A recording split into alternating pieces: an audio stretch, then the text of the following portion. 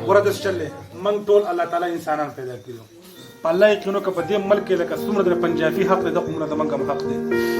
بېعزته موږ شولو ښځې زموږ بېعزته شولې ماشومان زموږ یتیمانان شو ښځې زموږ افغانه شولې سپین ږیري زموږ وشرمېدل چې کوم قسم آفتونه کوم قسمه ظلمونه دا په دې خلکو باندې وشولو لکه موږ به ژاړو نو موږ ته به حالات نه خرابېږي کوم سهولیات دې حکومت موږ ته راکړي دي څومره ظلمونه زموږ سره ونه کړي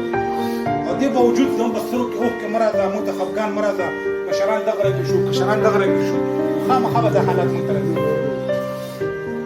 امن نشته دی تعلیمونه نشته دی روزګارونه نشته دی دا ټولې مسلې د موږ کله جوړېږي دا د دې حالاتو له وجې جوړېږي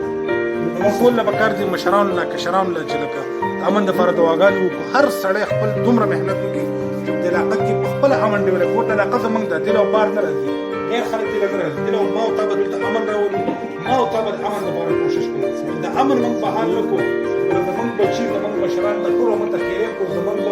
دا ټول هر څه دا موږ باندې راوړو هر څه ته پکار دي هر یو کس ته پکار دي د امن باره کې کوشش وکړي امن د باره کوشش وکړي اسلام داسې مذهب دی چې موږ ته امن خوستلی دی نو موږ ټول به انشاءالله د امن لپاره کوشش کوو